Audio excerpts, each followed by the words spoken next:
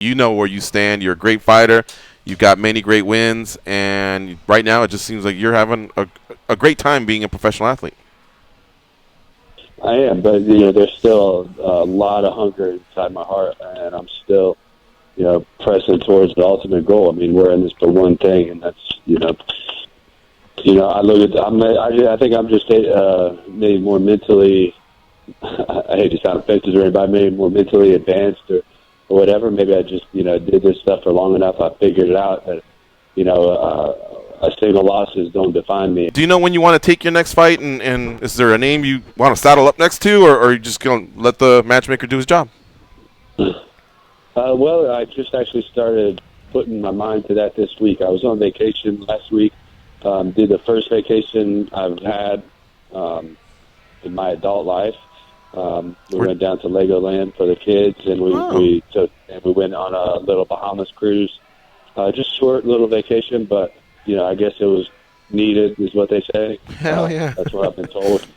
And like I said, it's the first one in my adult life. So it was, well, I guess with me and my wife did once before, so my second. But yeah, so I tried not to take a fight before that, so that I wouldn't be on vacation doing sprints on the beach, and not just not to have to think about it. Right. And on top of that, I got that last fight with Ellenberger was the first time I've been dropped in my entire life. That includes sparring and everything. So I think I needed to take a little bit of time just to be sure that my brain isn't going to turn to mush, too much at least. So yeah, I think I'm all healthy now, and I'm getting back in the gym today. I mean, I was back in the gym already, but I'll be back in with the purpose, getting back to the grind, and let's get in a fight going. Hopefully, I'm hoping somewhere at the beginning of next year or maybe late this year. A lot of fighters hold their cards to their table as far as like what happens behind, but you're saying even in practice you've never been KO'd. This is your first one. So, I mean, look, man, you're a veteran of, like I said, 13, 14 wins you have just in the UFC alone. Excuse me? I didn't get KO'd. I said I still didn't get KO'd. Oh, well, the first time. Did you mean dropped or a concussion, or what did you mean by this was the first time? Yeah, the first time I've been dropped. I've never been knocked off my feet. But other than, body shots, but I don't consider that really being dropped because that's me dropping. You know what I mean? Yeah.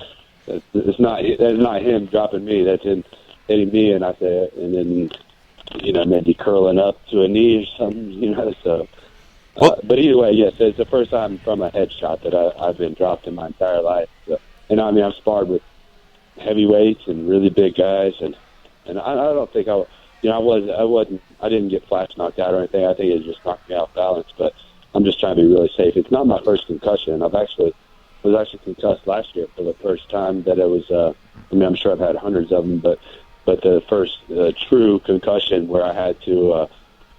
I actually had to sit in my room for 10 days with no lights, no loud noise, no TV, no reading, like literally stare at the fucking wall and do nothing for 10 days straight, like jail, solitary confinement in jail. It was one of the worst things I've ever done in my life, but it was very necessary because, I was concussed to the point where I couldn't finish sentences, and I would be laying down in bed. I'd get up to go use the restroom, and I fell down.